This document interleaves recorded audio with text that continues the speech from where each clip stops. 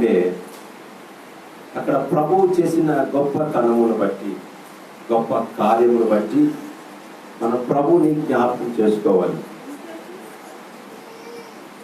ప్రభువు చేసిన గొప్ప కార్యాలు, గొప్ప క్రియలు, ఆయన కృప మనం ఎప్పుడు కూడా జ్ఞాపకం చేసుకుంటూనే ఉండాలి. అప్పుడే మనము ధన్యులుగా ఉండగలుగుతాం. ప్రభు యొక్క నడవడికని, ప్రభు యొక్క మాట తీరుని, ప్రభు యొక్క ప్రేమను, ప్రభు యొక్క ఆదరణ, ప్రభు దయ, ప్రభు కనికరమును మనం జ్ఞాపకం చేసుకున్నట్టయితే మనకు చేసే కొన్ని భూలోకముల పొరపాట్లు చేయకుండా ఉండగలుగుతాం. అందుకని ప్రభువుని జ్ఞాపకం చేసుకోవడానికే దీన్ని చేయమని చెప్పారు. కారణం అది. కొన్ని పాపిష్టి పనుల పనులు మనం చేస్తూ ఉంటాం. దుర్మార్గమైన చేష్టలు మనలో ఉంటూ ఉంటాయి. మనకు కనిపించవు. అవి మన ఉద్రేక భావాల నుంచి మనకు వెలికి తీసి కోప ఉద్రేక భావాలతో మనల్ని అంచివేసే ప్రయత్నంలో ఉంటాడు సాతానుడు. మనం ప్రేమించి, దయ చూపించి, కరుణించి, కనికరించి మనల్ని ఒక సన్మార్గము నడిపించాలని ప్రయత్నంలో ఉంటాడు దేవుడు. కనుక ప్రియులారా, ఈ దినము మనము కొందరు మంచి భక్తుల్ని జ్ఞాపకం చేసుకుందాం. మంచి భక్తుల్ని, భూలోకంలో భక్తులు మనం ఎందుకు జ్ఞాపకం చేసుకోవాలంటే వారి నడవడిని, వారి ప్రవర్తన చూసి మన జీవితంలో కొద్దిగైనా మార్పు చెందగలిగితే మన జీవితములు కట్టబడతాయి. మన స్థిరమైన పునాది ప్రభువులో వేసుకోగలుగుతాం. కనుకనే వారి జీవితాన్ని మనం జ్ఞాపకం చేసుకోవాలి. ప్రియులారా, ఈ దినము ఒక అంశం ఏంటంటే మనము ఒకరికి ఆశీర్వాదకరముగా జీవిస్తున్నామా? బాగా ఆలోచించండి. ఈరోజు ప్రభువు మన ముందు కొంతమంది భక్తుల్ని ఎందుకు చూపించారంటే, ఆయన పుట్టక ముందు పాత నిబంధన గ్రంథంలో చాలా మంది భక్తులు చూపించారు. అలాగే ఆయన పుట్టక ముందు, ఆయన కంటే ముందు పుట్టిన యోహాను కూడా చూపించారు. ఎందుకు వీరిని చూపించాడు చెప్పండి? మొదటిగానే దేవుడు భూలోకంలో ఆయనే పుట్టి, ఆయనే తయారు చేసుకుని, ఆయనే సృష్టిని అభివృద్ధి చేసుకోవచ్చు కదా. మన నుంచి ఎందుకు కోరుకున్నాడంటే మన రూపంలో ఆయన కనిపించారు. ఆయన మరుగు చేయబడి మనల్ని బయలుపరచాలి. ఆలోచించండి. మన క్రియ బయలుపరచబడుతుందా? మన స్వరూపం బయలుపరచబడుతుందా? చెప్పండి ఒకసారి. బాగా జ్ఞాపకం చేసుకోండి. మన క్రియలే బయలుపరచబడతాయి. అప్పుడే మన స్వరూపాన్ని రగలుగుతారు ఎవరైనా సరే. అందుకని తన క్రియలు మనలోనికి ప్రవేశింపలేక చేసి ఆయన స్వరూపాన్ని మన నుంచి ప్రకృతికి, భూలోకానికి, భూలోకంలో ఉన్న దుర్మార్గమైన జనులకి పరిచయం చేయడానికి ప్రభు మనను ముందు కొంతమంది భక్తుల్ని చూపించున్నాం. మన వల్ల ఒకరికైనా ఆశీర్వాదం కలుగుతుందా? చెప్పండి. మన వల్ల ఒకరికి ఆశీర్వాదకరంగా మనం జీవించగలుగుతున్నామా? ఎవరన్నా ఒక్క సాక్షి మనలో ఉండాలి.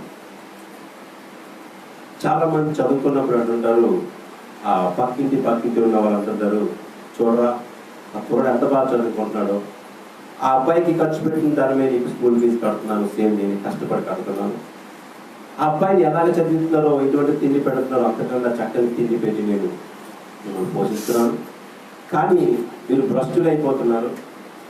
కనుకనే వారు ఉన్నత స్థాయికి చక్కగా చదువుకొని ముందుకెళ్తున్నారు. మిగతా వారు మీరేం చేస్తారంటే కడుపు నిండా తిని, తాగి, ఇష్టానుసారంగా ప్రవర్తించి లోకరీతైన ఆలోచనలకు బందీలైపోయి ఈ శ్రేష్టమైన స్థానాన్ని కోల్పోతున్నారు అని మన పేరును తింటూ ఉంటాం. అంటే అర్థం ఏంటంటే వీరు కుటుంబంలో ఆశీర్వాదకరంగా లేరు అని. ఆ కుటుంబంలో వాళ్ళ తల్లిదండ్రులకి వాళ్ళకి నచ్చినట్టుగా వాళ్ళు చేసే శ్రమకి, వాళ్ళు కష్టపడే ప్రయాసకి అనుసరించి జీవించలేకపోతున్నారు. కాబట్టి ఆ మాటను వారు మాట్లాడడం జరుగుతుంది. ప్రియులారా, గమనించండి.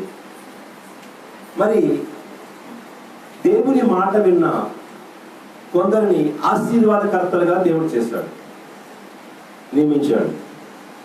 వారిని బట్టి కొన్ని కుటుంబాలు ఆశీర్వదించబడ్డాయి. ఆశీర్వదించబడ్డాయి. మరి వారిని బట్టి దేశము కూడా ఆశీర్వదించబడింది. మీకు తెలుసో తెలియదు, వారిని బట్టి దేశానికి పేరు వచ్చింది. ఆ మధ్యనే రీసెంట్గా ఒక మాట చెప్పాను నేను. కెనడా ప్రాంతంలో మరి యువరాణి, ఆ యొక్క లండన్ యువరాణి విక్టోరియా మహారాణి సంచరించినప్పుడు ఆ ప్రాంతంలో తిరగాలని వెళ్ళింది. కెనడా ప్రాంతంలో సంచరించినప్పుడు ఆ యొక్క నడుచుకుంటూ వీధిలోకి వెళ్తున్నాడు విక్టోరియా మహారాణి. వెళ్తున్నప్పుడు ఒక సహోదరుడు, అందరూ కూడా చూస్తున్నారు మహారాణిని. మరి టీవీ న్యూస్లో మీడియా వాళ్ళందరూ ఉన్నారు, పెద్ద పెద్ద నాయకులు, పెద్ద పెద్ద హోదా స్థాయిలో ఉన్న వాళ్ళందరూ విక్టోరియా మహారాణి పక్కన నడుస్తున్నారు. కానీ విక్టోరియా మహారాణి పాదములు ఎక్కడ పడుతున్నాయి? రోడ్డు మీద నుంచి వెళ్తాయి. ఒక సహోదరుడు చూసాడట, నెక్స్ట్ ఆమె పాదము బురదలో పడుతుంది, ఒక గోతులో పడుతుంటే, అమ్మో విక్టోరియా మహారాణి అంటే దేశంలో చాలా గొప్ప పేరున్న ఆమె పాదము బురదలో పడితే పాదానికి బురద అంటుకుంటుంది. రెండవదిగా ఆమెకు పాదము కొన్ని బట్టలు ఉన్నాయి, బట్టలు కూడా కొద్దిగా బురద పట్టి పాడవుతాయి కనుకని చెప్పేసి వెంటనే ఈ సహోదరుడు తన దగ్గర ఉన్న కోటును తీసేసి ఆ బురద మీద తీసేసాడు. వేయగానే విక్టోరియా మహారాణి అన్ఎక్స్పెక్టెడ్గా ఆ బురదలో కాలు వేయగానే ముందు కోటు తగిలింది, కొద్ది ఒత్తుగా తగిలింది. తగలని ఇంతవరకు సామాన్యంగా ఉన్న నేల ఒకసారి కొద్దిగా చిన్న మార్పు వస్తుంది. చిన్న రాయిపింగ్ మన కాలు పడితే చిన్న మార్పు వస్తుంది, మనకు తెలుస్తుంది ఏదో ఉండేది. అలా విక్టోరియా వారిని గమనించి కింద చూస్తే కొత్త షూటు కోటు ఉందట. కోటు ఉంటే వెంటనే ఆ సహోదరుడు కూడా కిందనే ఉన్నాడు. చూసింది, ఆమెను లేపి అతనికి కృతజ్ఞతలు తెలియజేసిందట. అతనికి కృతజ్ఞతలు అంటే థ్యాంక్స్ తెలియజేసింది విక్టోరియా మహారాణి. ఒక విక్టోరియా మహారాణి ప్రపంచ దేశంలో ప్రాఖ్యాత గంచిన మహారాణి ఒక సామాన్య వ్యక్తికి కృతజ్ఞతలు చెప్పిందంటే ఎంత ఘనమైన, ఎంత విలువైన అదృష్టం అతనికి చెప్పండి ఒకసారి. అవునంటారా కాదంటారా? చాలా ఘనమైనది. ఒక ప్రైమ్ మినిస్టర్ మనకి ఒక ట్యాంక్ చెప్తే, ఆ మధ్యన ప్రకాశ్ నగర్లో ఒక అమ్మాయి చదువుకుంటుంది, 10th క్లాస్ అమ్మాయి, మీకు అందరికి తెలిసిన ఉంటుంది. అమ్మాయి చంద్రబాబు నాయుడుతో అంటే సరస్వతి విద్యాలయం గడిపి బాగా చదువుకొని మంచి శ్రేష్టమైన స్థానంలో ఉన్నతమైన మార్పు తెచ్చుకుంది. వెంటనే ఆమె చంద్రబాబు నాయుడు గారు సత్కరించారు, గోల్డ్ మెడలిస్ట్. ఆ ఫోటోలు ప్రకాశ్ నగర్, మనకాపురం, గాజువాక వరకు ఇప్పుడు కూడా అక్కడ బ్యానర్ పెట్టేవారు. అంటే ఒక సామాన్యమైన చీఫ్ మినిస్టర్ ఆమెను సత్కరించినందుకే ఈ పరిసర ప్రాంతాలని బ్యానర్లతో, ఫ్లెక్సీలతో నిండిపోతే, విక్టోరియా మహారాణి పాదము నేలపై పడకుండా ఉన్నప్పుడు కోటును అతను అక్కడ అమర్చిన ఆ వ్యక్తి యొక్క ఫోటోలు ప్రపంచ వ్యాప్తంగా తెలియజేయబడ్డాయి. ఎవరికి తెలియదు, ఇతను ఎవరో ఎవరికి తెలియదు. కానీ ఆయన చేసిన క్రియను బట్టే మన యొక్క పరిస్థితి మారుతుంటుంది, క్రియను బట్టే మన ప్రభావం మారుతుంది, క్రియను బట్టే మన స్వరూపము బయటకు వస్తుంది, క్రియను బట్టే మనం ప్రపంచానికి పరిచయం అవుతాం. అలాగే అతని స్వరూపాన్ని ప్రపంచానికి పరిచయం చేశారు. అతని దేశానికి పేరు వచ్చిందట. అంతవరకు విక్టోరియా మహారాణి గారు ఎన్నో దేశాలు సంచరించింది, కానీ ఆ దేశంలో ఒక పౌరుడు చేసిన ఒక మంచి పని ఆ దేశానికే పేరు తెచ్చింది. ప్రియులారా గమనించుకోండి, మనల్ని బట్టి మన కుటుంబాలు ఆశీర్వదించబడుతున్నాయా? మన ఆశీర్వాదకరంగా మనం జీవిస్తున్నామా? మనము మన స్నేహితుడికి ఆశీర్వాదకరంగా మనం ఉంటున్నామా? మనము మన సంఘంలో ఆశీర్వాదకరంగా మనం ఉండగలుగుతున్నామా? మనము మన వల్ల దుర్మార్గులైన వారు మనల్ని చూసి రక్షించబడుతున్నారా? ఒకసారి మనం ఆలోచించుకుందాం. మనం ఎలా ఉండాలంటే ఒకరికి ఆశీర్వాదకరంగా మనం ఉండాలి. కీడు మనకి ఎప్పడిస్తూ ఉంటది, అయినా సరే ఆ ఆశీర్వాదకరంగానే మనం ఉండాలి. సమస్యలు వస్తాయి, అయినా సరే ఆశీర్వాదకరంగానే ఉండాలి. బాధలు వస్తాయి, అయినా సరే ఆశీర్వాదకరంగానే ఉండాలి.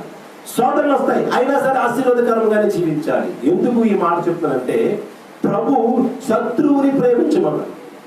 ఎందుకంటే ఎప్పుడైతే శత్రువుని ప్రేమిస్తామో నువ్వు ఆశీర్వాదానికి వారసుడు అవుతున్నావు. అది గమనించలేక, శత్రువుని ప్రేమించలేక, శత్రువు మీద అసూయ, కుయుక్తి, గుణాలతో జీవిస్తూ ఉంటాం. అక్కడ ఆలోచించుకోవాల్సిన విషయం ఏంటంటే, దేవుడే నీ శత్రువుని ప్రేమించమని అర్థం ఏంటి?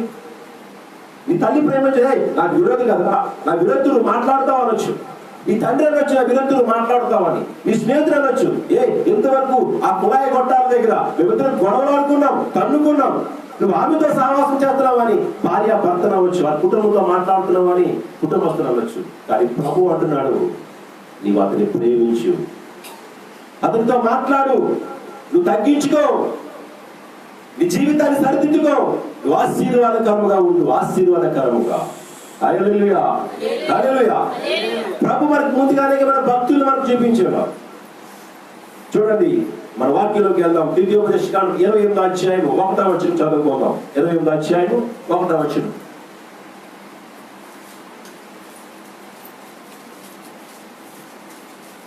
ద్వితీయోపదేశకాండం 28వ అధ్యాయం 1వ వచనం. నీవు నీ దేవుడైన యెహోవా మాట శ్రద్ధగా విని నేను నీకు ఆజ్ఞాపించుచున్న ఆయన కట్టడలన్నీ ఆజ్ఞలన్నిటినీ అనుసరించి నడుచుకొనిన యెడల నీ దేవుడైన యెహోవా భూమి మీదనున్న సమస్త జనముల కంటే నిన్ను హెచ్చించును. హల్లెలూయా, హల్లెలూయా.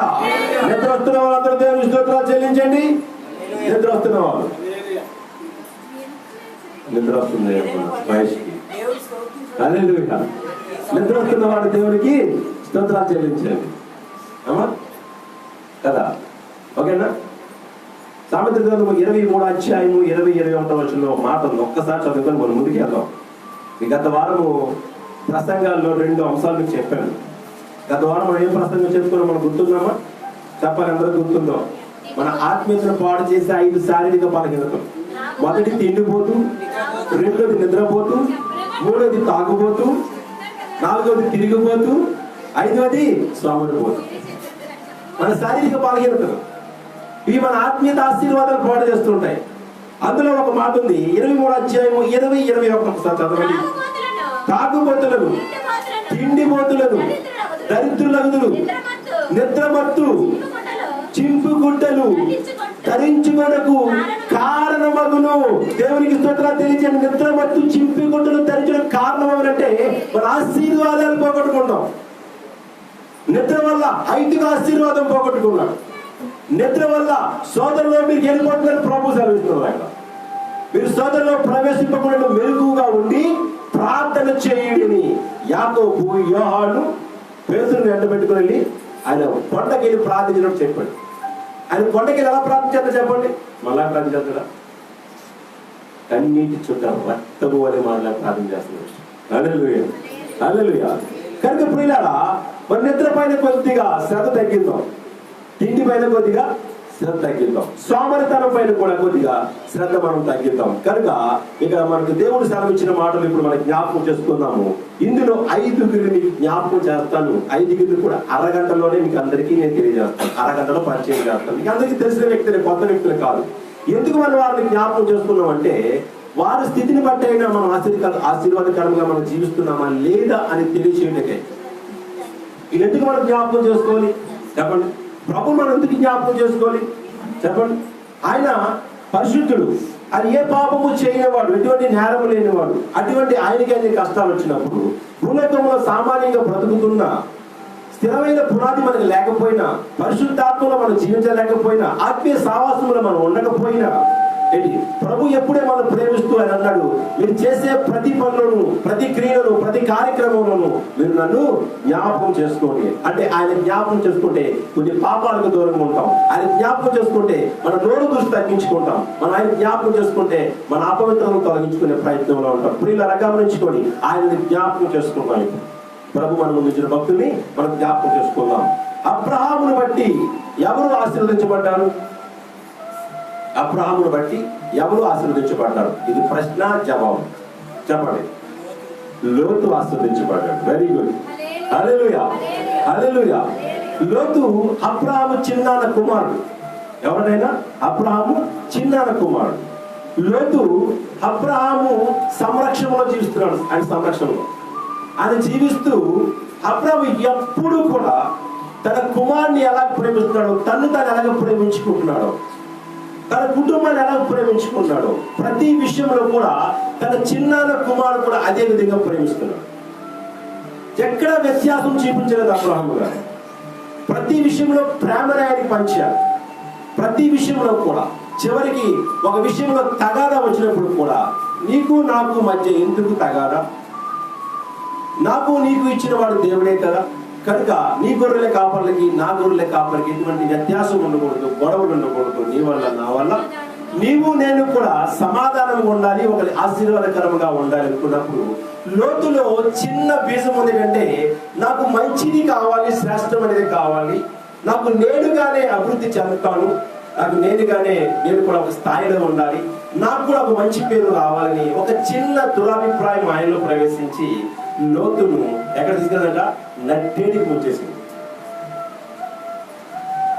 అబ్రహాము సావాసంలో, దేవుని సావాసంలో ఉంటున్న లోతు ఒక దినమున ఈ చిన్న గొడవ వల్ల ఏమైందంట, వ్యత్యాసం ఏర్పడింది. చదువుకున్న వాక్యం ముందుగా ఇర్మియా గ్రంథం 15:19-21 చదువుకొని మన వాక్యంలోకి వెళ్దాం. ఇర్మియా గ్రంథము 15:19-21, 3 వచనాలు. కాబట్టి యెహోవా ఇలాగ సెలవిచ్చెను, నీవు నా తట్టు తిరిగిన ఎడల నీవు నా సన్నిధిని నిలుచున్నట్లు నేను నిన్ను తిరిగి రప్పింతును.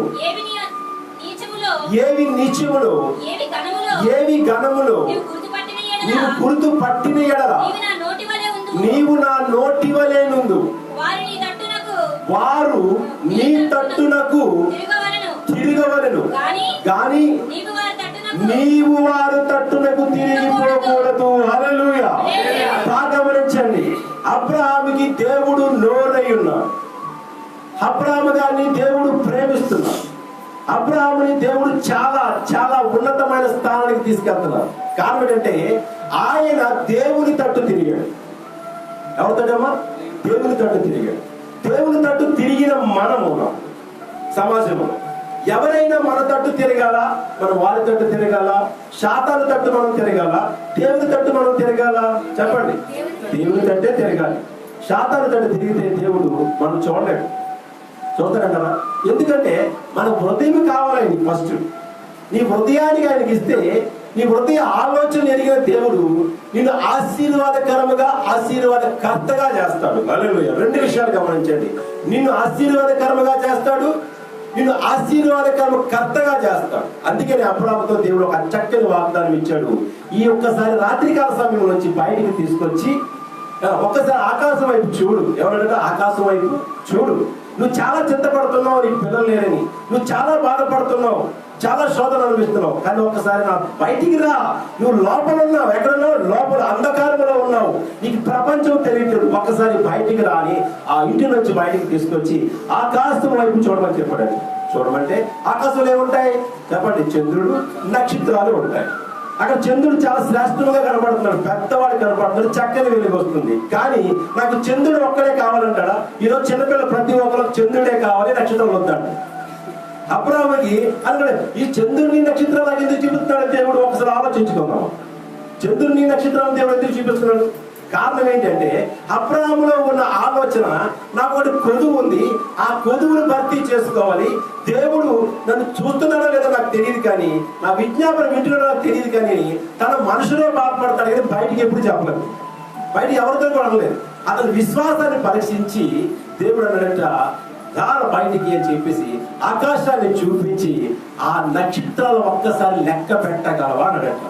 భూలోకంలో ఎవరి తరం కాదు ఈరోజు అప్డేట్. సైంటిస్టులు వాళ్ళు కూడా కాలేదు.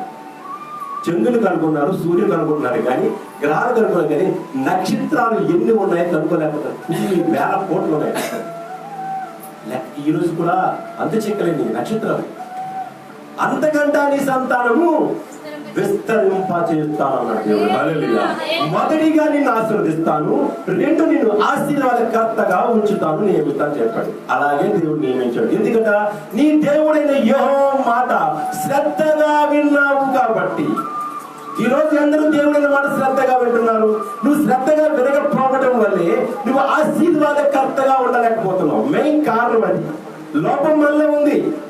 సవరణ చేసుకోవాలి, సరి చేసుకోవాలి. కొన్ని ప్రశ్నలు జవాబులు ఉంటూ ఉంటాయి. అందులో కొన్ని ఆప్షన్స్ ఇస్తుంటారు, 4, 5, 6 ఆప్షన్స్ ఇస్తుంటారు. ఆప్షన్స్ బాగా చదువుకోవాలి, బాగా గమనించాలి. ఈ ఆప్షన్స్ గమనించిన తర్వాత దీనికి ఏది కరెక్ట్ అయిన ఆన్సర్ మీరు రాయగలిగితే ఆ కరెక్ట్ అయిన ఆన్సర్ కే సమాధానం వస్తుంది. కానీ మిగతా మీరు రెడ్ మార్క్ తో ఇంటూ కొట్టబడతాయి. కారణం అంటే ఈ సమాధానం కరెక్ట్ కాదు, మీరు ఫెయిల్ అయిపోయారని. గమనించుకోండి ప్రియులారా, ఈ రోజు మనం దేవుళ్ళు నడుస్తున్న మనము మన స్థితిని జ్ఞాపకం చేసుకోవాలి, మన పరిస్థితిని జ్ఞాపకం చేసుకోవాలి, మన నడవడిని జ్ఞాపకం చేసుకోవాలి, మన మాటని జ్ఞాపకం చేసుకోవాలి, మన ప్రవర్తన జ్ఞాపకం చేసుకోవాలి. ప్రతిదీ జ్ఞాపకం చేసుకోగలిగినప్పుడే, దాన్ని ఆలోచించినప్పుడే మనం ఒక స్టెప్ ముందుకు తీసుకోగలుగుతాము, మనం ఆశీర్వదించబడతాం. కారణం ఈ రోజు మనం ఆశీర్వాదకర్తలుగా ఎందుకు జీవించలేకపోతున్నాం? మనం నడిస్తే మన పిల్లలు నడవరు, మనం నడిస్తే మన పక్కింటి వారు మనతో నడలేదు. కారణం ఏంటంటే మన ప్రవర్తన సరైనది కాదు కాబట్టి, మన మాట తీరు సరైనది కాబట్టి, మన దురాలోచనలు ఉన్నాయి కాబట్టి, ప్రభువులో ఉండి కూడా మనము ఈ విధంగా జీవిస్తున్నాం కాబట్టి మనల్ని చూసిన ఒకరు లోకంలో మారలేకపోతున్నారు. ప్రియులారా, గమనించుకోండి. ఈ ఆశీర్వాదకర్తలు దేవుడు మనకు ముందుకు ఎందుకు పరిచయం చేస్తారంటే, వారి జీవితాలు ఎందుకు పరిచయం చేస్తారంటే, మనము వారి మార్గాన్ని నడవగలిగితే వారిలాగా ఆశీర్వదించబడతామని. ఎక్కడ? పాత నిబంధన గ్రంథం వరకే. కొత్త నిబంధన గ్రంథంలో ఏమని చెప్పారు తెలుసండి? నాకంట. ఎవరికంట? చెప్పండి, ఎవరికంట? దేవుడే చాలా గొప్పవాడు, దేవుడే సృష్టిలో పరమైన వాడు, దేవుడే సర్వ సృష్టికర్త. ఏ జీవరాశికి ఏ పేరు పెట్టాడో ఆదాము ఆ పేరుని అడిగిన వాడు. ఎక్కడ ఏముందో దేవునికి తెలుసు, నీకు నాకు తెలియకపోవచ్చు. అటువంటి దేవుడు మాట్లాడుతున్నాడు, నాకంట మిమ్మల్ని శక్తివంతులుగా చేస్తాను. ఎప్పుడు? నా మాట విన్నప్పుడు. హల్లెలూయా. నువ్వు ఆశీర్వాదకర్తగా ఉండాలంటే ఆయన ఆజ్ఞలను, ఆయన నిబంధనలను ఖచ్చితంగా అనుసరించాలి. నీకు ఆశీర్వాదకర్తగా ఉండాలి, నువ్వు ఆశీర్వదించబడాలి. రెండు విషయాలు జ్ఞాపకం చేసుకోండి. ముందు నువ్వు ఆశీర్వదించబడకపోతే ఆశీర్వాదకర్తగా ఉండవు. నువ్వు ఆశీర్వదించబడాలంటే ఆయన నిబంధనలు, కట్టడలను అనుసరించాలి. అప్పుడు నీలో క్రియలు చూసి కొందరు నిన్ను చూసి మారగలుగుతారు, మార్చబడతారు. ఎప్పుడైతే వారు మార్చబడతారో నువ్వెవరు ఉంటాడా? ఆశీర్వాదకర్తగా ఉన్నావు. అబ్రాహామును చూసి లోతు ఆశీర్వాదకర్తగా మారాడు. హల్లెలూయా. అబ్రాహామును చూసి అబ్రాహాము లోతుకు ఆశీర్వాదకర్తగా ఉన్నాడు. అబ్రాహాముకు దేవుడు ఆశీర్వాదకర్తగా ఉన్నాడు. దేవుడి మాట అబ్రాహాము విన్నాడు, అబ్రాహాము మాట ఎవరు వినాలట? లోతు వినాలి. బైబిల్ స్పష్టంగా తెలియజేస్తుంది, ఆది వాక్యములను, వాక్యమే దేవుడై, ఆ వాక్యమే దేవుడై శరీరధారి కృపా సత్య సంపూర్ణుడిగా మన మధ్య సంచరించుచున్నాడు. ఇప్పుడు మీరందరూ ఎవరి మాట వింటున్నారు? దేవుని మాట వింటున్నారు. మీతో పాటు నేను కూడా దేవుని మాట వింటున్నాను. ప్రియులారా, గమనించుకోండి, ఆలోచించండి. ఎప్పుడు ఆలోచించావా? నేను ఆశీర్వాదకర్తగా నా కుటుంబానికి ఎందుకు నేను మార్చబడలేకపోతున్నాను? నువ్వు ఆలోచించావా? నన్ను చూసే వాళ్ళు ఎందుకు మారలేకపోతున్నారు? నువ్వు ఆలోచించావా? నేను ఒక ఆత్మను ఎందుకు రక్షించలేకపోతానంటే లోపము నీలోనే ఉంది, లోపం మనలోనే ఉంది. ఖచ్చితంగా 100% గా లోపం మనలోనే ఉంది. అనేక మంది భక్తులు పరిచయం చేసిన నేను ఈ రోజు వరకు అప్డేట్ కొన్ని క్రియలు, కొన్ని కార్యక్రమాలు దేవుడు నీ పట్ల చేసిన ఆ క్రియల పట్ల నువ్వు నిలబడలేక, నీ స్థితిగతులు మార్చుకోలేక నువ్వు ఆశీర్వాదకర్తముగా ఉండలేకపోతున్నావు, ఆశీర్వాదము వారసుడు కాలేకపోతున్నావు. కారణం లోపము మనలోనే ఉంది. గమనించుకోండి ప్రియులారా, అబ్రాహాము మాటలు జ్ఞాపకం చేస్తున్నామా?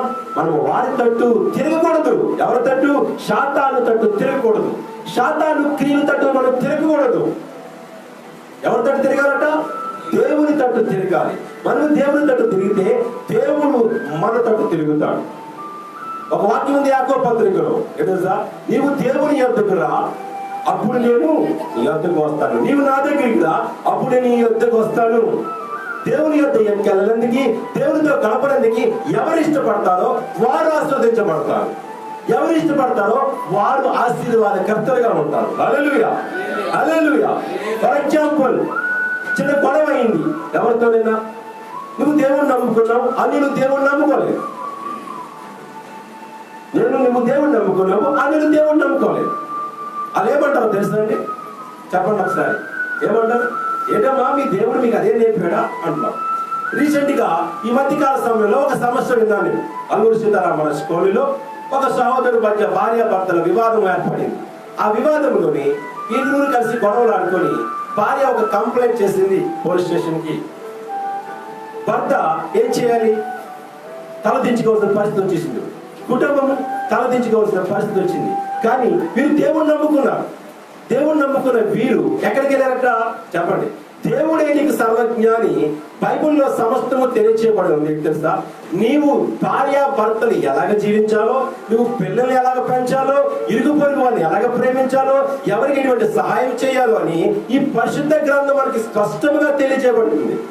ఇది ఎప్పుడైనా మనం చదువుకొని ఉంటే, ఈ మాటలు మనం ఎప్పుడైనా వింటే ఖచ్చితంగా మనం ఎటువంటి లోపాలకి గురి కాము. ఆ తట్టు మనం తిరగలేము. నువ్వు ఎప్పుడు కూడా ఈ వాక్యాన్ని వినలేదు. ఎలా ఉన్నావు? నువ్వు వినుడు మట్టుకు విన్నట్టుగా ఉంటున్నావు, కానీ గ్రహించట్లేదు వాక్యాన్ని. కనుకనే నీ కుటుంబాన్ని నువ్వే ఈదులోకి తెచ్చేసుకుంటున్నావు.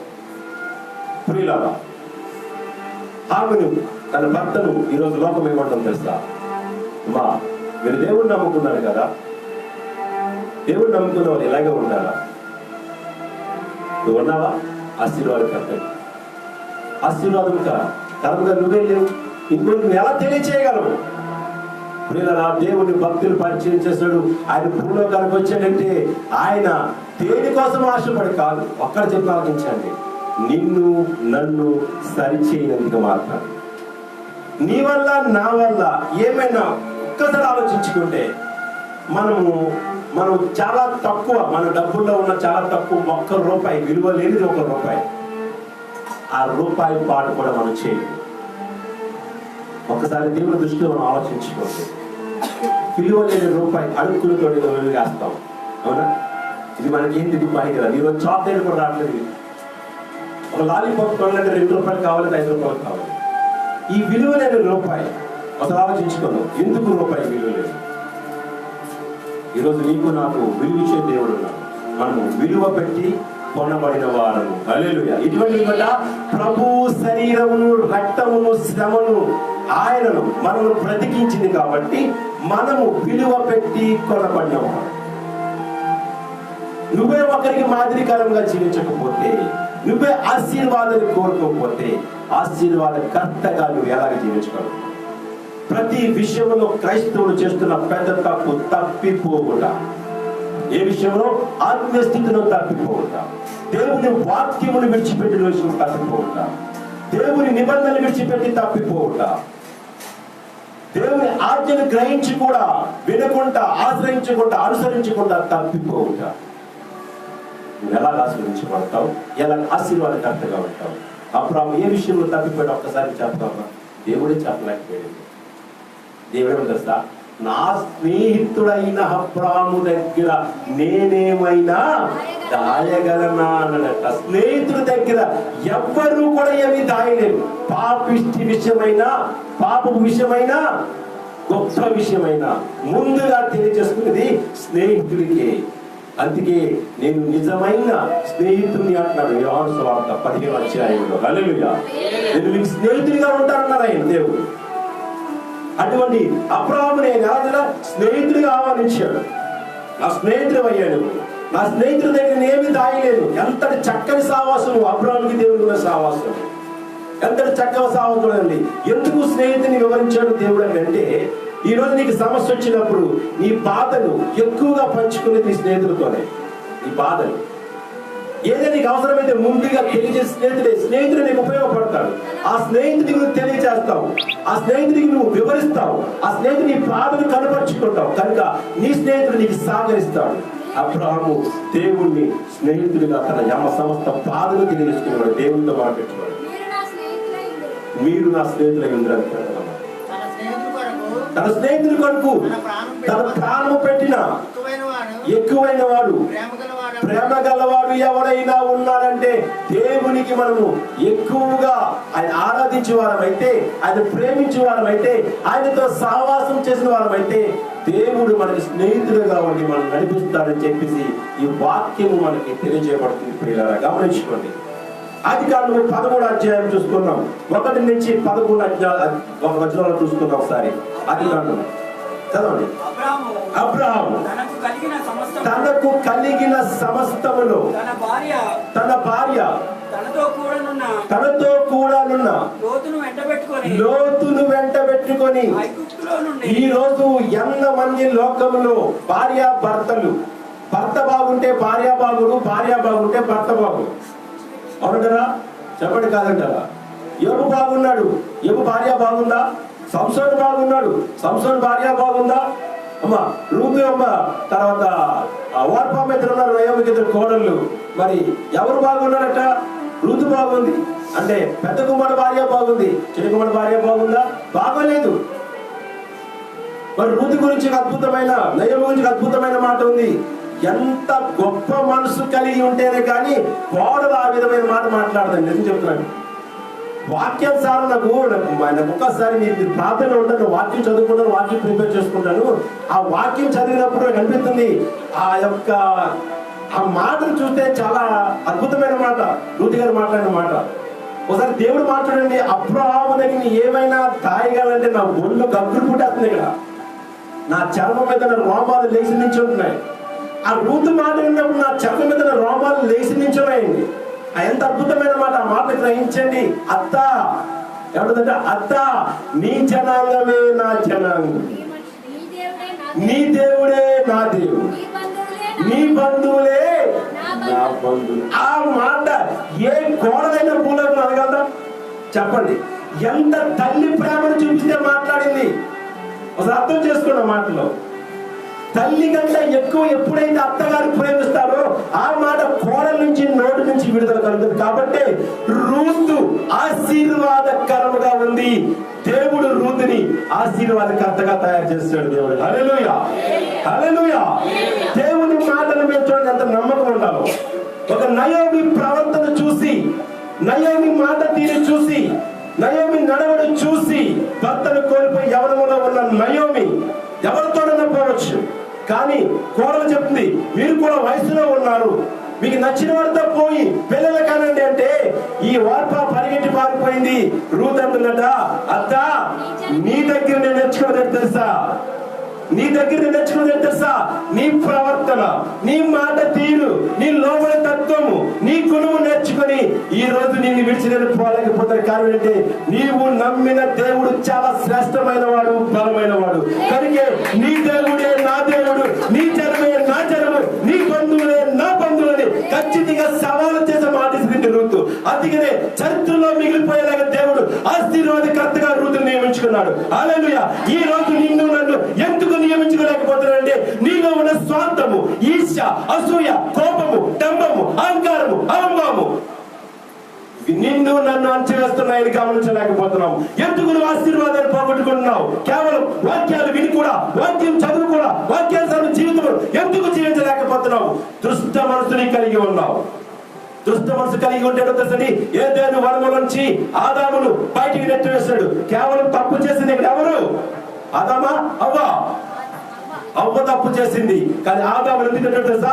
ఆదాము షాకు చెప్తున్నాడు, నువ్వు నాకు ఇచ్చిన ఈ స్త్రీయే, ఏ నువ్వు మగడు కాదా, నువ్వు పురుషుడు కాదా, నీ భార్య నీకు లోపడైన కారణం ఏంటి?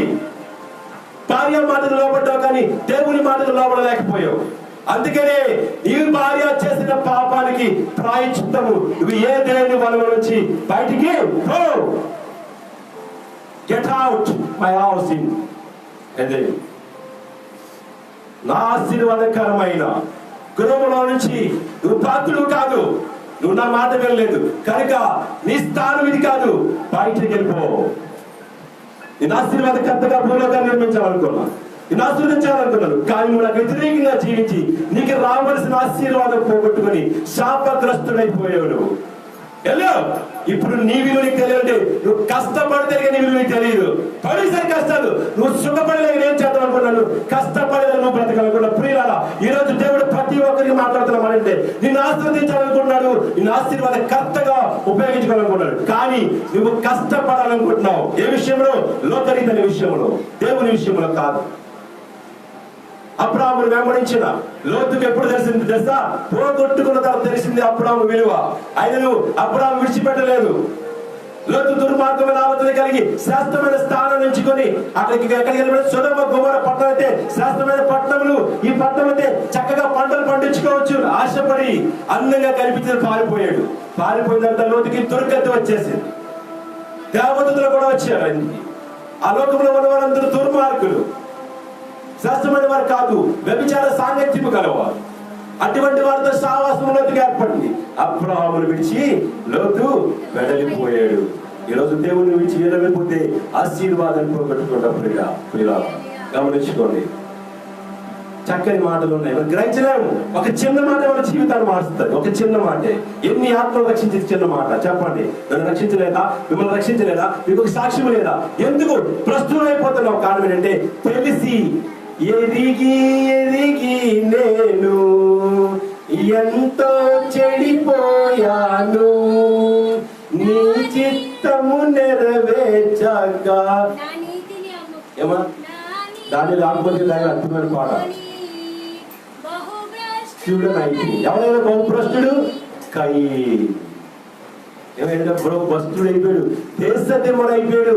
ఎందుకంటే నా మాట శ్రేష్టమైన మాటలు వెళ్ళేది కాబట్టి. ఏమైపోయాడు? భ్రష్టుడు అయిపోయాడు. రాజులు తరిపారు, కొట్టారు, బంగారం వెండి సమస్త ఆస్తిని స్వాధీనం చేసేసుకుంటే లోతు దుర్గతి పాలైపోయాడు. ఎందుకు? పనికి అలవాటు అయిపోయాడు. స్థితి లేదు, గతి లేదు. ఏ మూల అబ్రాహామును బతిమాలుకుందాం ఏమీ లేదు. ఏమైపోయాడట? ఎవరు నాకు లేదు అనుకోనట. వెంటనే అబ్రాహాము బయలుదేరి అప్పుడు నా తమ్ముడిని ఈయనెవరు కొట్టడానికి? ఈ లోకాన్నే దేవుడు నాకు ఇచ్చాడు, అతనికి అప్పగించాడు, లోకంలో గడుగును ఆస్వాదించాడు కాబట్టి వెంటనే గుర్రం ఎక్కి బయలుదేరి కొంతమంది సైన్యాలు తీసుకొని బయలుదేరి ఆ సమూహాన్ని అంతము చేసి లోతును కూడా ఎంట తీసుకుని తన ఆస్తిని తనకు అప్పచెప్పాడు. ప్రియులారా గమనించుకోండి. ఎందుకు దేవుడు ఆశీర్వాదకరముగా ఆశీర్వాదకర్తగా నిన్ను నేను నియమించుకున్నాడు. కనుకనే నువ్వు నేను ఎలాగ జీవించాలంట? ఆశీర్వాదకరముగానే ఉండాలి, ఆశీర్వాదకర్తగానే ఉండాలి. ఏ రోజు ఆలోచించామా నన్ను దేవుడు ఆశీర్వదిస్తాడని? ఏ రోజు అనుకుంటామా నన్ను ఆశీర్వాదకర్తగా ఉండాలని? మీరు అనుకోండి. అబ్రాహాముకి ఇచ్చిన వాగ్దానం దేవుడు మనకు కూడా నెరవేరుస్తున్నాడు. అబ్రాహాముకి కేవలం దేవుడు కాదు, ఇస్సాకు కూడా దేవుడు, తన కుమారుడు యాకోబు కూడా దేవుడే. ఇప్పుడు నేను మీకు కూడా దేవుడినే. ఆయన మిమ్మల్ని నన్ను నమ్ముకున్న దేవుడు మనం నమ్ముకోవడం గొప్పతనం. మనం దేవుడు నమ్ముకోవడం గొప్పతనం. నీ మీద ఆశపడడం దేవుడు చాలా గొప్పతనం. ఎందుకో తెలుసా? పాపిష్టులైన మనము తప్పిపోతున్నాము. దేవుడు మనం ఎందుకు ప్రేమిస్తున్నాడో తెలుసా? చెప్పండి. నువ్వు దిగజారిపోతున్నావు లోకం. దేవుడిని ఎందుకు ఆహ్వానిస్తున్నాడు తెలుసా? నువ్వు లోకం అందరినీ చెడ్డవాడిని చూస్తున్నాడు, కానీ నేను గరుడిగా చేయాలనుకుంటున్నాను. లోతు విషయంలో దేవుడికి స్వార్థం లేదు, లోతుకే స్వార్థం.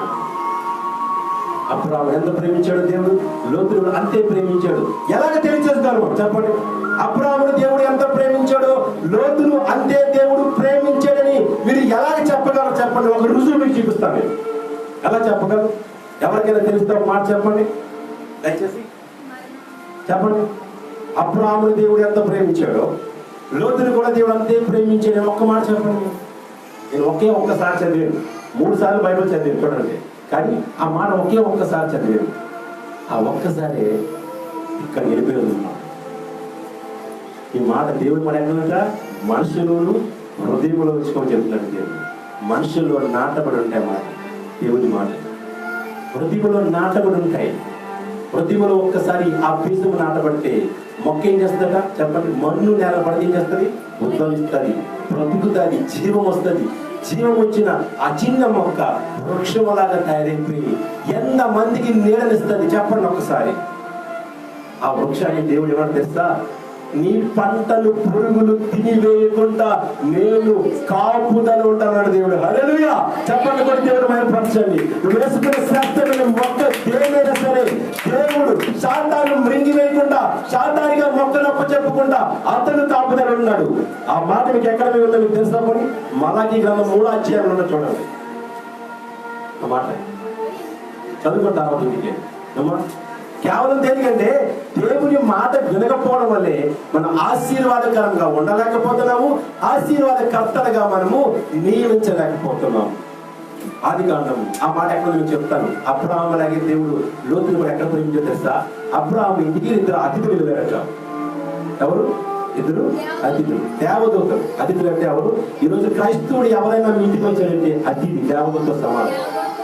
మీ ఇంటికి వచ్చి చక్కని దేవుడు మాటలు చెప్పాడు అంటే ఆడు దేవదూత సమానం.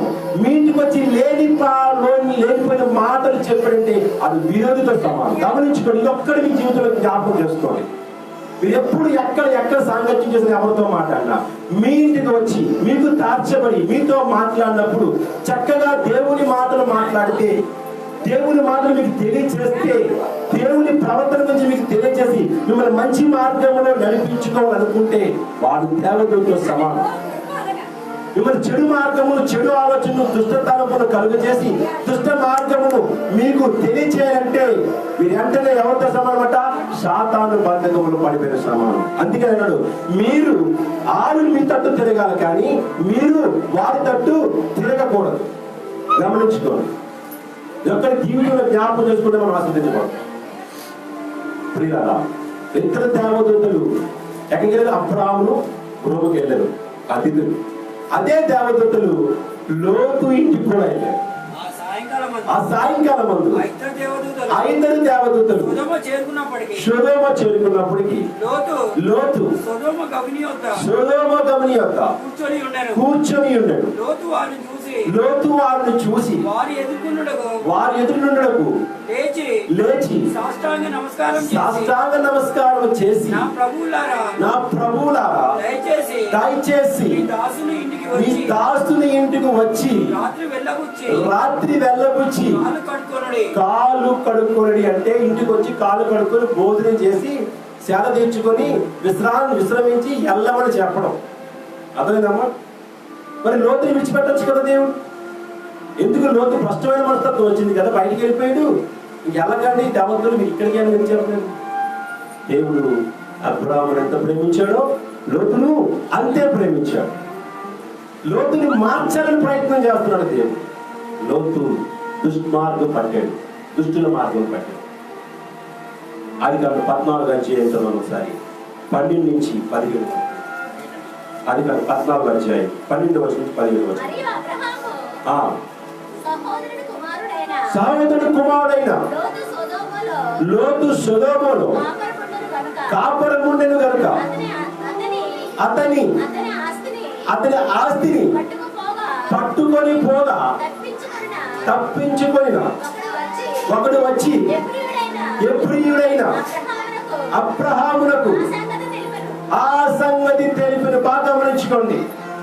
తమ్ముడిని ద్రోహం చేసి మీ తమ్ముడు ఆస్తినంతా రాజులు వచ్చి ఆక్రమించి లోతుని హింసించి బాధ పెట్టి వెళ్ళిపోయారయ్యా నీ సహోదరుని అని చెప్పాడు. ఈ రోజు మనం ఏం చేస్తాం తెలుసా? చెప్పంటారా? నేను బయటికి వెళ్ళి బయట ప్రాంతంకి వెళ్ళి కొంత ధనం సంపాదించుకున్నాను, కొంత బంగారం సంపాదించుకున్నాను. చూడండి దుష్ట ఆలోచన ఎలా ఉంటాయి చెప్తాను. ధనం సంపాదించుకున్నాను, అలాగే ఆస్తిని సంపాదించుకున్నాను, బంగారం సంపాదించుకున్నాను. బాగోలేనే కదా దేవుడు ఆశీర్వదించాడు. కానీ ఆశీర్వాదమే నేను నిలబడలేకపోయాను, గ్రహించలేకపోయాను. అందుకే మీరు గ్రహించుకొని చెప్తున్నాను ఈరోజు. కారణం అంటే నేను అనుభవించాను కాబట్టి నా స్థితి నా దుర్గతి మీకు రాకూడదు అని కొంతమంది భక్తుల్ని దేవుడు ముందు మనం పరిచయం చేశాడు. వీళ్ళందరినీ చెడు మార్గంలో పట్టిన వారిని మనం పరిచయం చేశాడు, మంచి మార్గం నడిచిన వారిని పరిచయం చేశాడు. ఎవరు మేలుకరంగా ఉన్నారు? మంచి మార్గం నడిచిన వారు మేలుకరంగా ఉన్నారు, చరిత్రలో నిలబడ్డారు. చెడు మార్గం వారు నశించిపోయారు మన గ్రంథం తెలియజేయబడుతుంది. అయితే నాకు ఒక దినమున ఘోరమైన యాక్సిడెంట్ అయింది. ఈ యాక్సిడెంట్ లో నా ఎడమ చెయ్యి తాలూకా నర్వ్ డ్యామేజ్ అయిపోయింది, ఫ్రష్ అయిపోయి డ్యామేజ్ అయిపోయింది. లోపల బ్రేకింగ్ ఫిక్స్ తగిలిపోయాయి. ఈ సమయంలో ఆదరించవలసిన నా కుటుంబం, ప్రేమించవలసిన నా కుటుంబం, కరుణ చూపించవలసిన స్నేహితులు, దయ చూపించవలసిన ఇరుగు పొరుగు వారు మాటలు ఎలా ఉంటాయి మీకు చెప్తాను.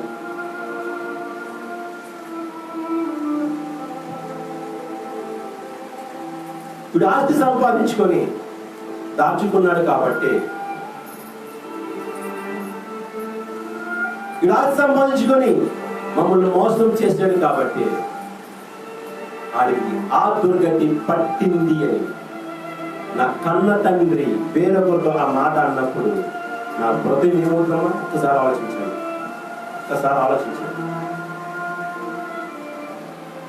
తట్టుకోలేకపోయింది. చచ్చిపోతా అనుకున్నాను.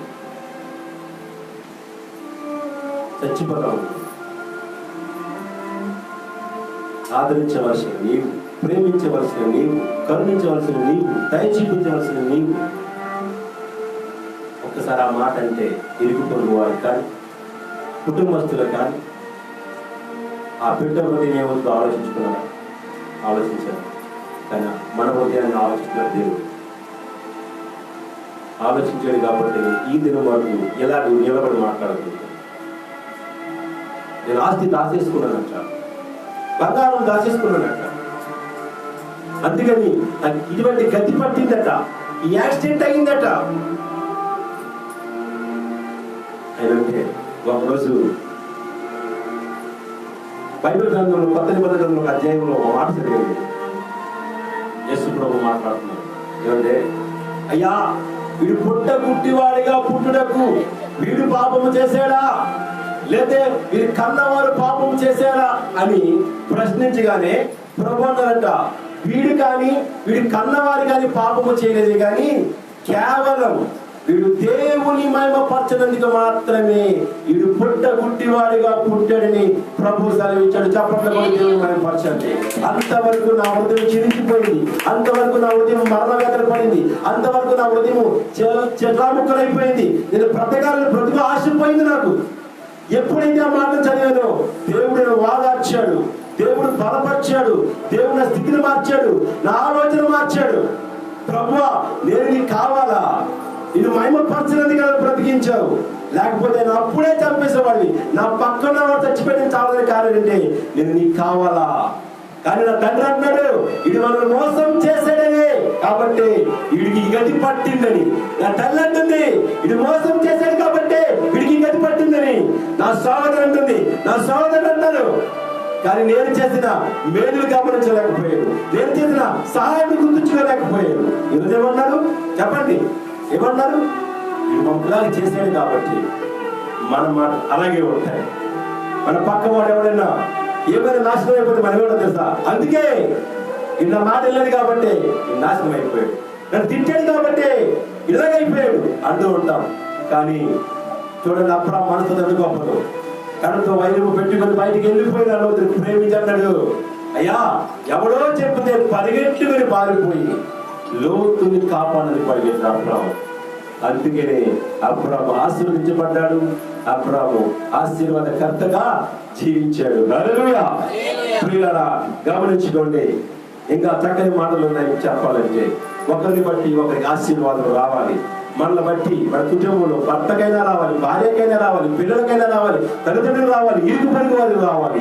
అలాగా మనం ఆశీర్వదించబడవారమే ఉండాలి. యాకోబుని బట్టి లాభాలుగా ఆశీర్వాదం కలిగిందట. ఒక్క మాట మీకు ముగిస్తాను. ఆదికాండము 30:27-30. త్వరగా 5 నిమిషాలు ముగించేస్తాను. ఆదికాండము 30 చూడండి. యాకోబుని బట్టి లాభాలు ఆశీర్వదించబడ్డాడు. అందుకు లాభాలు అతనితో నీ కటాక్షం నా మీద నున్న ఎడల నా మాట వినుము, నిన్ను బట్టి యెహోవా నన్ను ఆశీర్వదించని. చప్పట్లు కూడా దేవుడు మహిమపరచండి. గట్టిగా చప్పట్లు కొట్టండి. నిన్ను బట్టి యెహోవా నన్ను ఆశీర్వదించాడు. యాకోబుని బట్టి లాభాలు మాట్లాడుతున్న మాట ఈ తెలుగు. నిన్ను బట్టి ఎవరైనా మాట మాట్లాడగలుగుతున్నారా? నన్ను బట్టి ఎవరైనా మాట మాట్లాడగలుగుతున్నారా? ప్రియులారా, గమనించుకోండి. లాభాలు సామాన్యమైన కాదు, ఆస్తిపరుడు. యాకోబు గారి మామగారు, రిబ్కా గారి తన సహోదరుడు. ఎంత అద్భుతమైన మాట పడే. నిన్ను బట్టి ఎవరు ఆశీర్వదించాడా? యెహోవా నన్ను ఆశీర్వదించాడు. నీ నీతి క్రియలు చూశాను, నీ ప్రవర్తన చూశాను, నీ శ్రమను చూశాను. ఇప్పుడు నీలాగే బ్రతకగలను. దయచేసి పెద్దవాడైన లాభాలు చిన్నవాడైన యాకోబుతో మాట్లాడుతున్నమాట, దయచేసి నన్ను విడిచి పోకు. ఒక మామ అల్లుని అనవలసిన మాట అది. చెప్పండి ఎంత ప్రేమిస్తేనే కదా మాట మామూలు అన్నాడు. మామూలు అతను ఎంత ప్రేమిస్తేనే కదా రూట మాట్లాడగలిగింది. ఆ ప్రవర్తన చూస్తే నిన్ను చూసేది వారు మారాలి. ప్రియులారా, గమనించుకోండి, నన్ను చూసి ఒక్కడు మారకపోతే నీ జీవితం వ్యర్థము. యాకోబు అది అద్భుతమైన తీరుని చూసి, యాకోబు మోసగాడే కానీ పేరు మార్చేశాడు దేవుడు. ఈ రోజు పేరు మార్చుకొని కూడా ఆ పేరులో జీవించలేని బ్రతుకుతున్నామా? నమ్మకాంతమైన క్రైస్తవులుగా ఏం పేరు? దయావతమ్మ. కానీ గొడవలు చాలా ఎక్కువ పడుతుంది. కాళ్ళు పట్టుకొని నిలబెడతాం. దయావతమ్మ అంటే శాంతమ్మ. ముక్కు మీద కోపం, మొక్కలు పచ్చడైపోతుంటాయి, తెపాలాలు చెంగులు విసిరేస్తుంటాయి. పేరు తగ్గ బ్రతుకు వల్ల లేదు. యాకోబు పేరుకు తగ్గ బ్రతుకు బ్రతికాడండి దేవుడు మాట్లాడిన తర్వాత. నీవు నేను బ్రతకగలుగుతున్నావా? చెప్పండి. చక్కని పేరు దేవుడు పెట్టిన తర్వాత ఆ పేరును మర్చిపోయి జీవించలేక నాకు ఆ పేరే శ్రేష్టమైనది, ఆ పేరులో బ్రతుకుతున్న వారు ఎందరూ లేరు. ఎప్పుడైతే నీ వృద్ధి ఆలోచన వచ్చిందో నువ్వు ఆశీర్వాదాన్ని కోల్పోతున్నా గ్రహించుకోలేకపోతున్నావు. దేవుడు దేనికోసం నీకు పేరు మార్చాడు. నీకు పేరు మార్చాలంటే ఒక దైవదాసుడు ఒక రాత్రి అంతా కష్టపడతాడు, నీకు తెలుసో తెలియదు. అడుగుతాడు దేవుడిని, ప్రభువా ఆ బిడ్డకి ఎటువంటి పేరు పెట్టాలి. శనివారం కాల సమయంలో నేను ప్రార్థన చేసి ఒక దైవదాసుడికి నా పేరు మార్చమంటే ఆ శనివారం రాత్రి, ఆదివారం సాయంత్రం, ఆదివారం నైట్ కూడా నా కోసం ప్రార్థన చేస్తే దేవుడు ఒక ప్రేరేపణ ఇచ్చాడట. ఆదరించేవాడు ఉద్ధరించేవాడు అయిన పేరు. ఏ పేరట? నెహెమ్యా. చీపు ఉంది నెహెమ్యా పేరు వాళ్ళకి తెలియదు, నాకే తెలియదు. బైబిల్ గ్రంథం నెహెమ్యా ఉన్నాడు అప్పటివరకు చదివాను గ్రంథం. చూడండి, అది అన్నాడు, బ్రదర్ బాధపడుతున్నావా? బాధపడక. నీకు పేరు నచ్చలేదా? బాధపడక. ఏంటంటే లేటెస్ట్ పేర్లు కావాలి మనకి. శాంసన్, ఓ వండర్ఫుల్ నేమ్. జాన్, పీటర్, ఇటువంటి పేర్లు కోరుకున్నాను నేను. ఎందుకంటే మంచి పేర్లు, పబ్లిసిటీ ఉన్నాయి పేర్లు, ఇవన్నీ అందరికి ఎరిగిన పేర్లు కాబట్టి. మత్తాయి పెడతాడు ఊరుకుంటారా? ఏడు మత్తాయి తబాలాగా ఉంది తాగేదని ఊరుకుంటారా? పిసికెళ్ళా అన్నాడు, పిసికెళ్ళాడు పిలిపించేసాడు. ఇదే పేరు అంటుంటారు. దేవుడు పెట్టిన పేర్లు అంటే మనుషులు పెట్టే పేర్లు కాదు. దేవుడు మనుషులకి పేర్లు పెట్టాడు కానీ జీవరాశులకి పేరు పెట్టలేదు. గమనించండి, దేవుడు ఆ పేరు పెట్టాడు వేరు పేరు, తన జీవవాయువు ఇచ్చాడు కాబట్టి మనుషులకి పేరు పెట్టాడు. ఆదాము చెప్పాడు, ఓ ఆడికి పేర్లు పెట్టలేదా అన్నాడు. ఎందుకంటే ఆశీర్వాదం నీకు కావాలి, వాటికి కాదు. ఒకవేళ నీ పేరు పెట్టి నీ ఆశీర్వాదం దొంగిలిస్తాయి కనుక మీరు గమనించు. ఈ ఆశీర్వాదం దొంగిలించుకోకుండా నీ మార్చబడిన పేరులోని జీవించు. యాకోబును బట్టి లాబాను ఏమైనా ఆశీర్వదించబడ్డాడు. ఇంకో మాట చూస్తున్నాం, యోసేపును బట్టి దేశమే దేశమే దేశమే మార్చబడింది. యోసేపును బట్టి నిషేధించబడినవాడు యోసేపు, అన్నల చేత కొట్టబడినవాడు యోసేపు, గొంతులో పడవేయబడినవాడు యోసేపు, అమ్మి వేయబడినాడు యోసేపు. ఎందుకు తెలుసా? కరువు, ధాన్యము కోసము, బియ్యపు గింజల కోసము, ఆఖరికి తట్టు లేక సహోదర సైతం అమ్మి ఆ రూకను తెచ్చి తన తండ్రికి ఇస్తే తన తండ్రి అన్నాడట, ఏడ్రా నా చిన్న కొడుకు అంటే, అయ్యా ఆడి ఎలుగుబంటు మింగేసిందని చెప్తున్నాడు. తిరిగి చచ్చిపోయాడు. రక్తపు అంగిని కూడా తెచ్చిపెట్టాడట. చూడండి ఎక్కడ ఉన్నది యోసేపు? ఉన్నతమైన స్థానము దేశానికే. ఈరోజు బైబిల్ గ్రంథంలో ఇంకొక మార్గాన్ని చూపించిన యోసేపు జీవితం నీలో ఉందా? ఎన్ని విషయాలు తప్పిపోతున్నావు, ఎన్ని విషయాలు ఆశీర్వాదాలు పోగొట్టుకున్నప్పుడు ఇలా ఈ సబ్జెక్ట్ చెప్పడానికి నాకు ఇంచుమించు 2-3 గంటలు కావాలి. అంత ఆవేశంగా ఉన్నాను నేను. అద్భుతమైన ఆధ్యాత్మికమైన చాలా శ్రేష్టమైన సబ్జెక్ట్ ఇది. మనం ఉన్నామా ఆశీర్వాదకరంగా క్రైస్తవులుగా జీవిస్తూ ఒకరి మాదిరిగా ఉండవలసిన బ్రతుకులో ఉండవలసిన మనము ఒకరితో చెప్పించుకునే స్టేజ్కి దిగజారిపోయినప్పుడే ఈ ఆశీర్వాదాన్ని పోగొట్టుకున్నామని గ్రహించాలి. సహోదరుల ఆశీర్వాద కర్తలుగా ఉండు, ఆశీర్వాద కర్తగా జీవించు. యోసేపును బట్టి ఎక్కడ దేశమునికి ఆదికాండం 39వ అధ్యాయము 2-6 వచనం ఉన్నది వాక్యం. తర్వాత ఏలియాను బట్టి ఎవరికి? సారేపతని విధవరాలికి మేలు జరిగింది, ఆశీర్వాదము కలిగింది. ఏలియా ఎక్కడ ఉన్నాడు? ఏలియా దగ్గర డబ్బులు ఉన్నాయా? బంగారం ఉందా? సంచేసుకుని వెళ్ళిపోయాడు. యెహోవా మాట విని సంచి పట్టుకుని అరణ్యంలోకి వెళ్ళిపోయాడు. ఆహారం గురించి ఆలోచించలేదు, లోకం గురించి ఆలోచించలేదు, పునర్మోదాలని అరణ్యంలో ఆలోచించలేదు, నాకు దానికి నీరుని ఆలోచించలేదు. దేవుని మాట విని బయలుదేరి ఎవరు ఆస్వాదించబడ్డారట? శారీపతిని విధవరాలు ఆస్వాదించబడ్డారు. ఎలీషాను బట్టి షూనేమీయురాలైన గనురాలు ఆశీర్వదించబడింది. సంతానం లేదు. ఎలీషాకు ఆతిథ్యం ఇచ్చింది షూనేమీయుల గనురాలు. చక్కని తన మేడ మీద ఒక గది తయారు చేసి ఒక బల్ల, భోజనపు బల్ల, బైబిల్ చదువుకునే బల్ల, దీపస్తంభము సమస్తం అమర్చి దైవదాసుని ప్రేమించింది. అంటే దేవునికి లోపడింది కాబట్టి దైవదాసుని ప్రేమించింది. దేవునికి లోపడిన వాడు ఎవరిని ప్రేమించరు. ఎవరు ప్రేమించారు? పాపాన్ని మాత్రమే ప్రేమిస్తారు. ఆ పాస్టర్ గారా అవిశ్వాస. ఎందుకని? మొదటిగా దేవుని భయమే లేదు.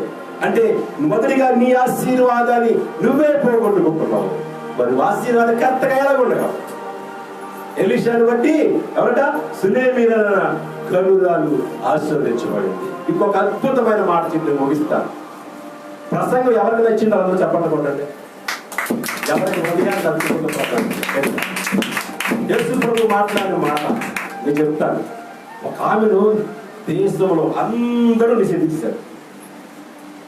ఆ ప్రాంతం, ఆ ఏరియా అంటే అందరూ అసహ్యం. ఆ ప్రాంతంలోకి చక్కని అందమైన రూపం గల భర్త అనుకోని వాళ్ళ ఉచ్చిలో పడిపోతాడు బాధ. ఎవరొస్తున్నారు అనుకోని వాళ్ళ ఉచ్చిలో పడిపోతాడు బాధ. సామెత తను చదువుకునే పొరపాటు అందరికీ అర్థమైపోతుంది, జ్ఞానం వచ్చేద్దాం అందరికీ. ఆ పాపిష్టి చూపును చూస్తేనంట ఒక వాక్యం చదివాను. చాలా మంది అంటారు స్త్రీ వల్ల రాజ్యాలు కోల్పోయి రాజులు నాశనం అయిపోయారని. విన్నారు కదా? వినలేదు చెప్పండి, వినలేదా? ఎంతమంది ఉన్నారు? ఆడదాని వల్ల రాజ్యాలు పోయి అని అంటారు. సంస్కృతిలో మన పురాణంలో కూడా చెప్తుంటారు చాలా మంది. నిజంగా ఈ మాట బైబిల్లో లేదనుకున్నాను. స్త్రీ మోహపు చూపుకి రాజులు పతనం అయిపోయారట. స్త్రీ చూపుకి రాజులు పతనం అయిపోయారట. అప్పుడు అనుకున్నా అమ్మ దేవుడా, మా గ్రంథంలో కూడా ఈ మాట రాసి ఉందా అనుకున్నాను. అంటే రీసెంట్ గా చదివిన మాట అండర్లైన్ చేస్తే మీకు నెక్స్ట్ మీకు చూపిస్తాను అన్నమాట. స్త్రీ చూపు కట రాజ్యాలు పోయి రాజులు పతనం అయిపోయారట. ఒక ఆమె ప్రవర్తనకు, ఆమె తీరికి ఆ లోకంలో, ఆ గ్రామంలో ఉన్నవారందరూ చెడిపోతున్నారు. కారణం ఏంటంటే ఆమె ఎవరు తెలుసా? వేశ్యట, లోతైన గొయ్యి. చదువు మీకు. వేశ్య సాంగత్యము చేసిన వాడుకు రొట్టె తునగ మాత్రమే మిగిలిన వాక్యం సామెత గ్రంథంలో. అంటే తెలుసా, రొట్టె తునగ అంటే మీకు తెలుసా? ఆ రొట్టె తునగలు కూడా ఏమో ధనవంతులైన లాజరు కుక్కకి వేయలేదండి. బయట కుక్క లాజర్కి వేయలేదండి. రొట్టె తునగ, రొట్టె ముక్కలు కూడా లాజర్కి పెట్టకుండా మిగిలిపోయింది పెట్టకపోయి పాడితే అందులో ఏరుకొని తిరిగి బతికాడు లాజరు. ఆ లాజరు పరలోక రాజ్యంలో దేవునికి వారసుడు అయ్యాడు. ఈ రొట్టెలు తిన్నవాడు పాతాళ గర్భానికి వారసుడు అయ్యాడు. ప్రియులారా గమనించుకోండి, దేవుని మాట చాలా శ్రేష్టమైనది. వేశ్యలోతైన గొయ్యి, ఆ గొయ్యి ప్రాంతానికి ప్రతి ఒక్కడు గొయ్యిలో పన్నువాడు పైకి రాదు, ప్రయత్నించడం రాలేడు. ఒక్కడా చెప్పండి, గొయ్యి ఎంతవరకు ఉంటే మనం బయట రాగలం? ఎంతవరకు ఉంటే మనం రాగలం? ఇది దాటితే మనం రాలేము. ఎందుకంటే మనకి ఆధారం దొరకదు, పట్టుకునేందుకు ఏమీ దొరకదు. కనుక మనం ఏడుతాం, నాశనం స్టార్ట్ అయిపోతాం. మనకి ఎవరు పట్టించుకోరు. ఎంతమంది బురదగోతుల్లో పడి పిల్లలు చనిపోయారు, ఎంతమంది నూతులో పడ్డవారు చనిపోయారు, ఎందరూ గడ్డల్లో పడి చనిపోయారు, ఎందరూ సముద్రంలో పడి చనిపోయారు. ఎందుకంటే ఒకసారి కిందకి దిగిపోతే పైకి రావడానికి ప్రయత్నం చేయాలి. కనుక ప్రియులారా దేవుడు మాట్లాడతాడు, నేను ఆశీర్వాదకరంగా ఉంచాలని, నేను ఆశీర్వాదకర్తగా తయారు చేయాలని. చివరి మాట మీకు చెప్తాను, చాలా శ్రేష్టమైన మాట. ఎంతవరకు భక్తులు చూపించాడు దేవుడు. ఇప్పుడు దేవుడే మాట్లాడతాడు మీతో కూడా. ఆ ప్రాంతం ఏ ప్రాంతం తెలుసా? సమరై. ఏ ప్రాంతం అంట? సమరై. సమరయలో ఒక స్త్రీ ఉందట. సమరయ పట్టణం అనగా వ్యభిచారుల సాంగత్యం చేసే పట్టణం. అక్కడ వ్యభిచారులు ఉంటారు. చాలా మందికి విశాఖపట్నంలో ఉన్నవారు, లేకపోతే ధనవంతులు సాయంకాల సమయం బిజినెస్ చేసి ఎవరు వెతుకుంటారో తెలుసా? చక్కని సేద తీర్చడానికి వ్యభిచారులు కొంపలు ఎదుర్కొంటారు. అక్కడికి వెళ్ళి రిలాక్స్ అవ్వాలి. కానీ వాళ్ళ జీవితం నాశనం అయిపోతుందని తెలియదు. చాలా మంది సినిమా ఫీల్డ్ లో ఉన్న వాళ్ళు చాలా మంది మాటలు మాట్లాడుతుంటారు. రీసెంట్ గా మన జబర్దస్తులు వరహాలు తమ్ముడు యాక్ట్ చేస్తున్నాడు, మీకు తెలుసు. తనకు ఒక డైరెక్టర్ ఉన్నాడు, సురేష్ బాబు అని. అక్కడ మన విశాఖపట్నం మనం వచ్చాడు.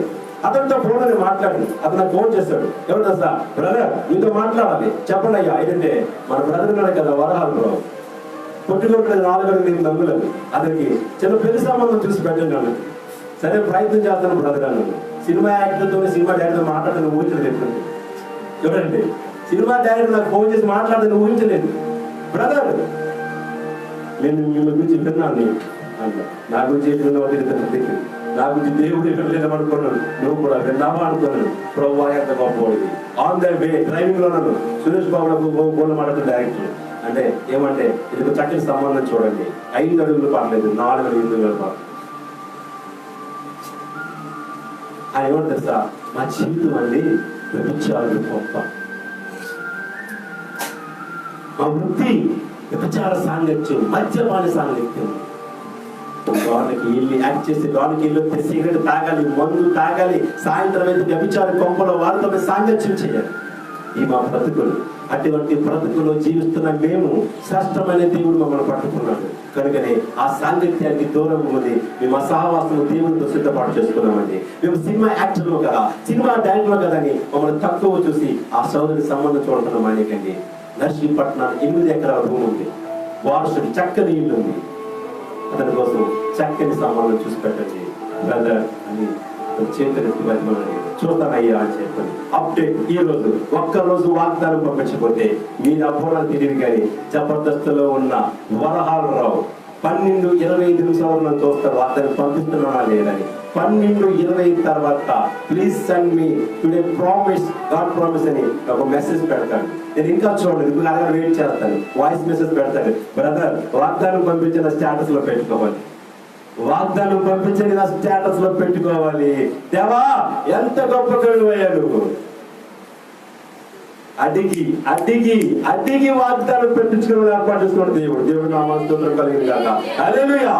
వాగ్దానం ఒక్క దినం విడిచిపెడితే నా హృదయం కల్లోలం అయిపోద్ది. మన నైట్ చేసి 4:30కి వాగ్దానం పెట్టి తయారు చేసుకోలేదు. 4:30కి నైట్ చేసి తయారు చేసుకుని 5:30కి పడుకోలేదు. మళ్ళీ తిరిగి డ్యూటీకి వెళ్ళిపోయాడు. దేవుడిని ప్రేమించిన వారిని దేవుడు ఆస్తికర్తగా చేస్తాను. ప్రియులా, ఈ పాపిష్టి సమరయ దేశంలో సమరయంలో ఉన్న స్త్రీ పాప స్త్రీ, ఈ స్త్రీ దగ్గరికి ఎవరైనా సరే చెడిపోతారు కానీ బయటికి రాదు. అటువంటి ఒక రోజు యాకోబు బావి దగ్గర యేసు ప్రభు అలసిపోయి, శిష్యులు అలసిపోయి ఆ యాకోబు బావి దగ్గర కూర్చొని ఏదంటారట నీళ్లు తాగుదామని కూర్చున్నారట. కూర్చుంటే ఆ స్త్రీ ఒక్కరితే అక్కడ నీళ్లు చేదం చేస్తుంది. ఈ రోజుల్లో అటువంటి అవకాశం మన యవనస్తులకి ఎవరికైనా దొరికితే ఎటువంటి బట్టలు వేసుకున్నారండి, ఎంత అందంగా ఉన్నారండి, ఆమె కళ్ళు బాగున్నాయి, ఆమె చూపులు బాగున్నాయి, ఆమె హైట్ బాగుంది, పర్సనాలిటీ బాగుంది అన్నవారు లేరంటారా? యేసు ప్రభు మాట్లాడుతారు ఆమెతో, అమ్మా కొద్దిగా నాకు దాహం వేస్తుంది, నీళ్ళు బా.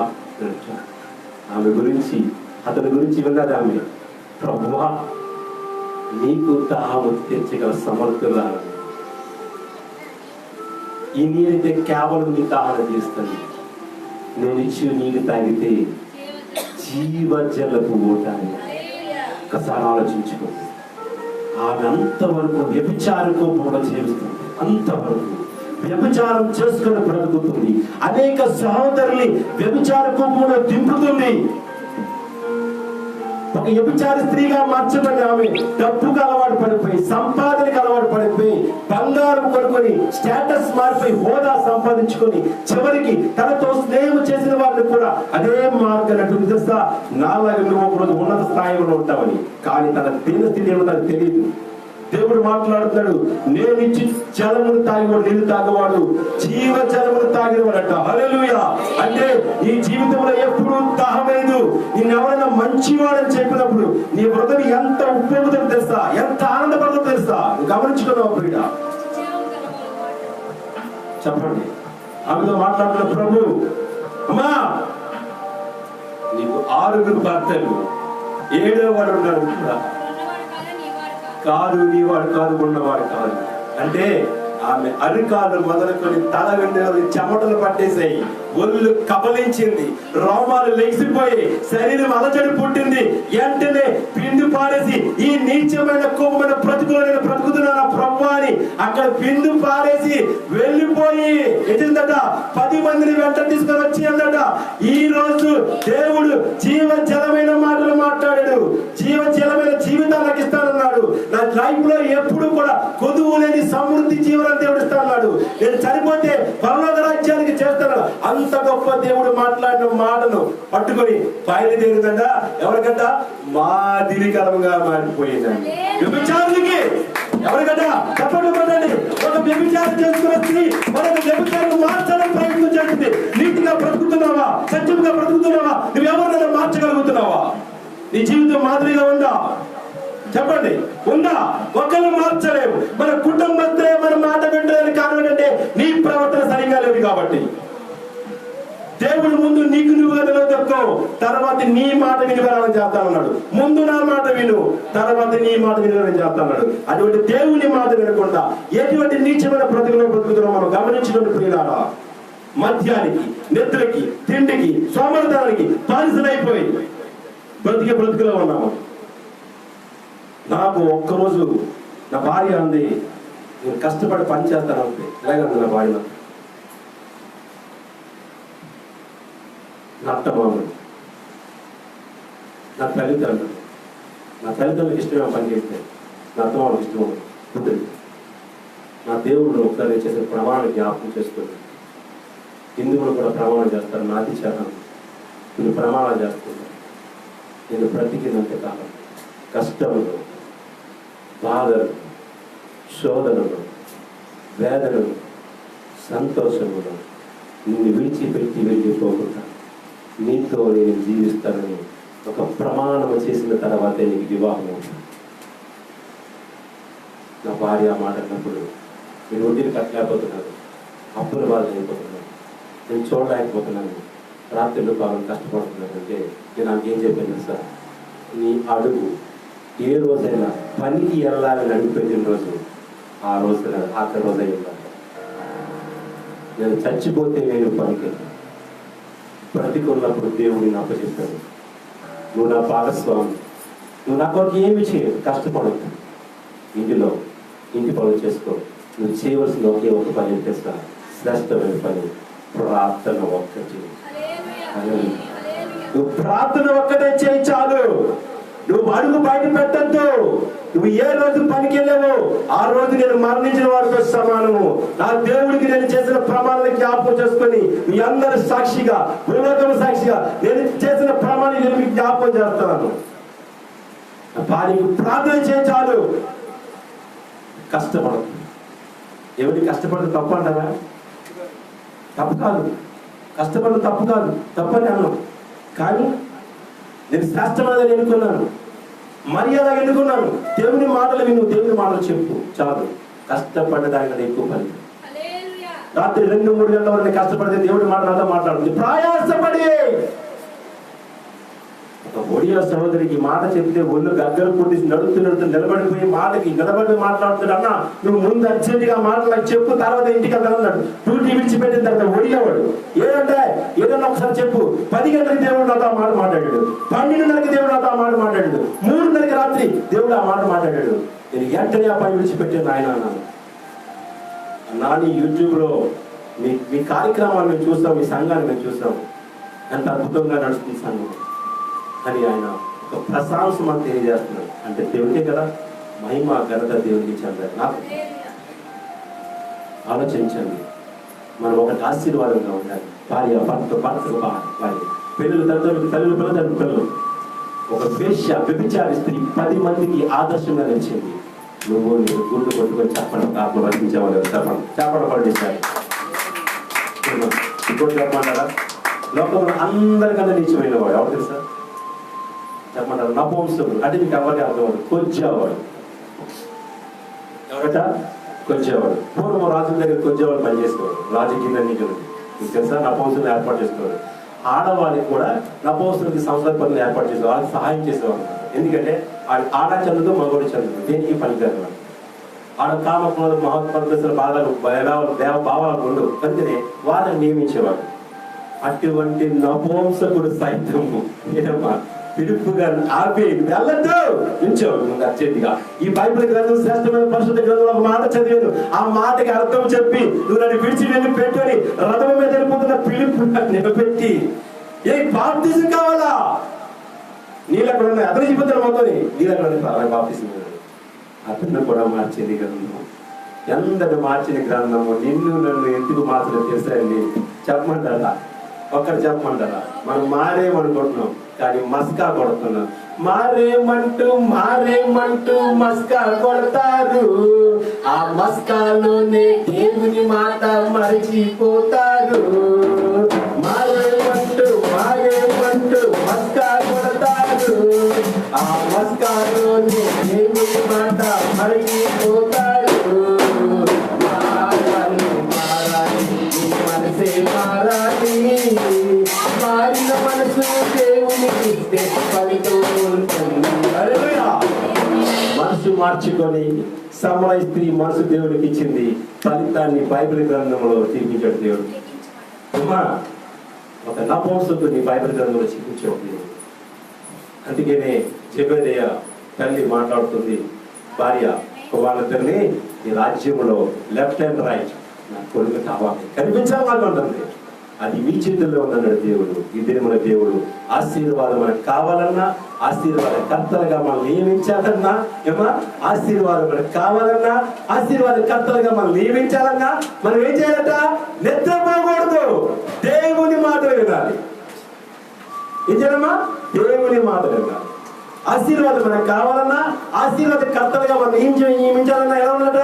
ఈ దేవుడైన యెహోవా మాట శ్రద్ధగా విని ఆయన ఆజ్ఞలను, ఆయన కట్టడలను అనుసరించేలా ఈ దేశంలో నిన్ను ఆశీర్వాదకర్తగా చేస్తాడు దేవుడు. చిన్న వాక్యము దేవుడు దీవించిన గాక. ఈ వాక్యం మీకు నచ్చితే చప్పట్లు కొట్టి దేవుడు మహిమపరచండి. వాక్యానికి లోపలి జీవించండి. మిమ్మల్ని మీ కుటుంబాలను దేవుడు